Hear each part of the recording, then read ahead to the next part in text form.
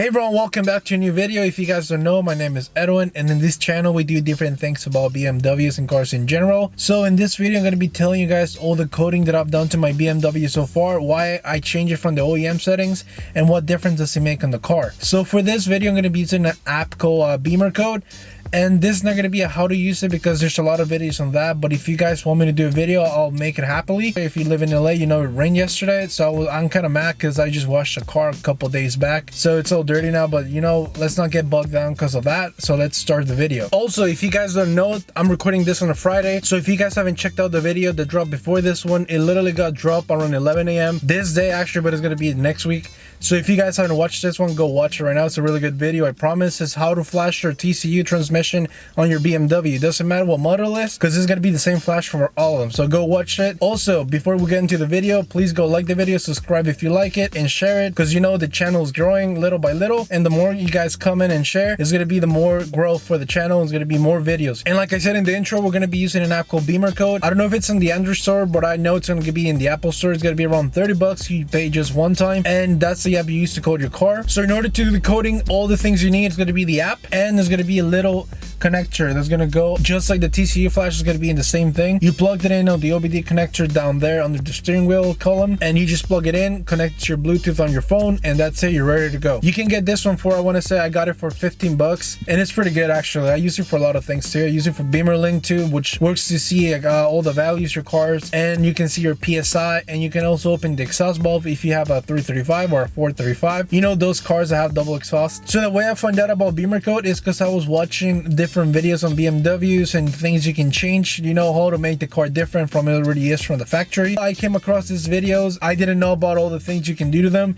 and there's a lot of ways you can do them too. You can do the Carly adapters. I don't know about other brands, there's a lot of them, but I like the Bimmercode in general because there's a lot of features you can do in the car. So I'm going to walk you through, guys, all the things that I've done. So the first thing that I changed was the side markers on the front lights. If you guys have seen the car, you know when you turn on your light, the headlights completely, there's always going to be the angel lights, and there's going to be the orange side markers on the side. So I turned it off because I really didn't like how it looked at night, and some people have it off, and I was wondering how they took it off. So when you go on the app, it tells you a lot of things you can do, and one of the options was to take it off completely, and I did that. And let me tell you, when you're driving at night, the car looks completely different. It looks so aggressive. If you tint the lights just a little bit, it's going to look even more. The good thing about using Bimmercode for all this is they can always go back to stock, because just like when you're flashing the car, it does a backup on your phone. Well, it's actually in the cloud of the app. The second thing that I did to the car from the coding is going to be always starting the car in Eco Pro mode, because I always figured out I'm not going to be racing the car every single day, you know. I'm always want to save as much gas as possible, so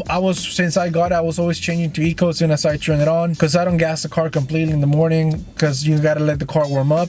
So I found out the best way to do that was to code it out, so whenever I turn on the car turns completely on Eco Pro mode. As soon as I get in the car, turn it on, it's going to be saving gas since I first started driving. And if I ever want to like gas the car, I know the car by like a mile or 2 miles is going to be completely warmed up, so I can change back to comfort, or I can change back to sport, and the car's going to be warm. And another time I'm not gassing the car, I'm saving gas as the way I go. So the third thing that I did to the car, I don't recommend driving without a seatbelt, because you know, follow the rules and everything, and the seatbelt can save your life actually. Now I'm telling you, because I had an accident, the seatbelt actually like saved me from not like jumping outside the car, you know. I took the seatbelt warning off, because let's say you want to, if you have a Beamer, you know, as soon as you turn it on, the thing's going to be beeping and beeping. It's not going to shut up until you plug it in. But sometimes you just want to move your car from the driveway to the street, or you just want to move from one spot to another. So what I did, I went to the app, I coded it out, so now it doesn't show it anymore. That doesn't mean I don't wear the seatbelt, it just means that I don't see the light on top, and the car thinks the seatbelt is plugged in all the time. It's not going to be beeping even though I don't have it on. So another thing that I did to my car was on the LCI lights in the back. Every time I press the brake pedal, I will show you guys, but there's no one recording for me, so I cannot show you the lights flashing. But I set it to the lowest limit, so I think I'm going to 10 miles per hour, and if I brake, all the brake lights are going to flash for, I want to say, 5 times. And if I keep braking, they just flash 5 times, and then it's gonna stop flashing. The car already comes from the factory. They flash if you're going high speeds. So let's say you're going to 80 or you're going 60. I actually am not sure which one it is. And you press on the pedal kind of hard, so the lights are gonna flash. But with this coding, it allows you, as soon as you can change the speed. So if you're braking, I want to say like I said, 10 miles per hour, the lights is gonna flash, and actually looks really good from other cars, you know. Another thing that I coded was the alarm. I always come home late, or I live really early, so I always think the alarm, when you turn off the alarm or you unlock the car, you lock it, I think the beeping's really loud. So what I did is I went in the settings and I went in the light settings. On the alarm, I didn't turn off completely. I just turned down the volume. There's 3 different volumes that there is. It's a high volume and the medium, that's the OEM one, and there's the low volume that changes how the car sounds. I actually like it a lot because it's actually, I can go home late, I can leave early, and I'm not gonna disturb anyone and nobody's gonna know I'm leaving or unlocking the car because it's really silent. Some people don't like it because you cannot even hear the car when it's like locking, only if you're really close to the car. But when you're like want to be discreet and you want to leave early, you want to come home late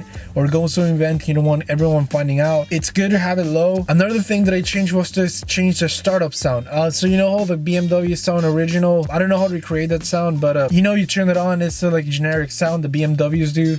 So what I did, I got bored of it, a sound like I want to say a couple months back. So what I did is that you can change the sound settings too. So I put the settings for the iBMW, so now every time I turn on the car, it sounds different.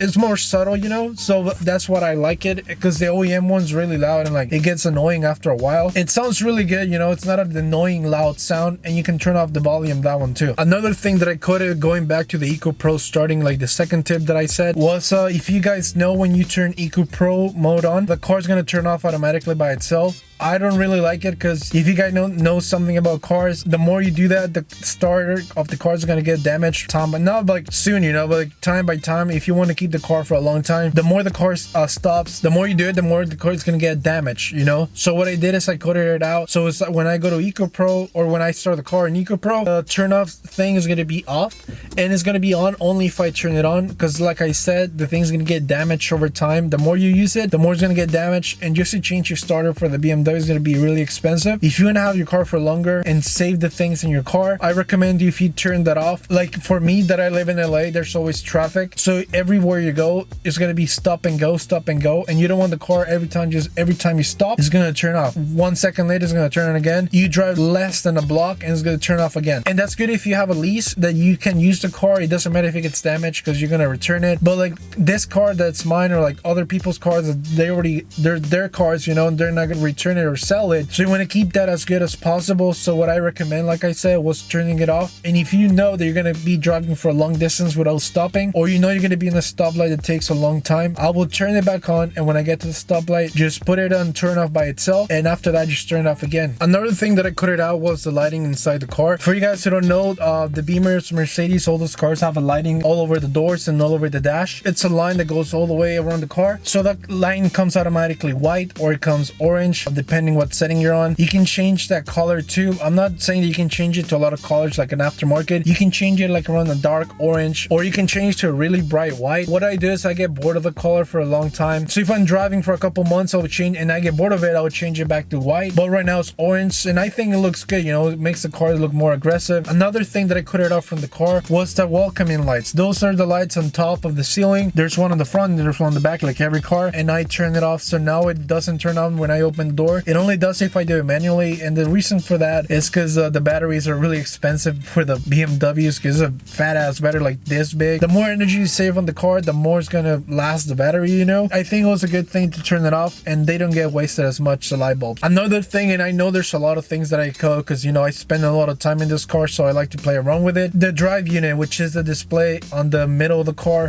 You know, if you guys have a Beamer, when you open the door, the thing's gonna shut off by itself. Sometimes you just parked waiting for someone and the thing's gonna turn off by itself after 5 minutes. So what I did was that I cut it out. It doesn't turn off automatically. It only turns off if I press the start button to turn off the car completely, or it's gonna get turned off if I lock the car from outside. So another thing that I cut it out was the locking on the doors. So if you guys know, when you guys leave your car and close it and do not set an alarm, the car's gonna wait 2 minutes until the doors are closed. 2 minutes after that, the car's gonna lock by itself. It's not gonna turn on the alarm, but it's gonna lock the car, and that's a good feature. I like it, but I think it was taking too long, you know. So what I did was that I cut it out for 30 seconds and a minute. One of those two, I'm not sure which one it is because I did it months ago. So as soon if I forget to lock the car and I'm walking away from the car's gonna lock it by itself in 30 seconds or a minute. One of those two. So it's gonna be safer for the car, even though the alarm doesn't turn on. The car's gonna be locked, so that's a good feature you can change too. Also, another one of the small encoding things that I did was the boot, the trunk or boot, whatever you want to say. The trunk delay opening. This cars have if you wiggle your leg around the bottom of the car,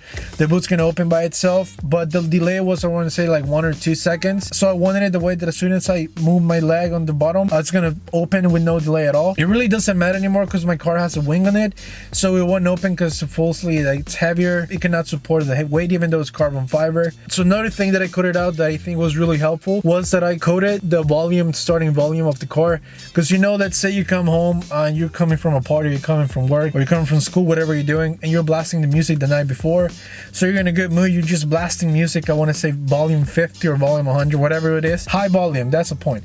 And you turn off the car and you forget to lower the volume, and let's say you wake up the next morning, you're tired, you're just sleepy, it's 7 a.m 6 a.m, you're gonna get in the car, you're gonna turn on the car, and the music is gonna blast you like damn, completely, 100%. So I cut it out in a way that the volume always starts at 10%, so that's a good feature. You can cut it out too. Also, another thing you can cut out, and I did it too, was when the sports display in your car, when it tells you the torque and the HP of your car and on the head display, you can change the colors of that one too. So the car comes red stock, and you can change it to an orange, and if you get bored of that one like me, you can change it back to the orange one, and then change it back again over and over again. There's a lot of coatings you can do too. So let's say you bought a BMW that doesn't have the sport package, and you don't have the M steering wheel that doesn't come with the paddles, you can change that and adapt the paddles by retrofitting the paddles and then coating it out in order to work with the car. So the person who invented Bimmercode, that's actually really smart, because all the things you can do, you can even turn off the engine lights on the front. So if you don't want to have them on, you can turn them off. The brightness, you can lower it too. I have it 100% the way it comes, but if you don't want it so bright, you can change the engine light settings all the way down to 10%, 50%, 90%, the way you want it. You know, that's the good thing about this app, is you have the freedom to do the things you want with your car. So yeah, I think that's it for all the coating that I've done to my car. I know it was a lot of things. I just wanted to tell you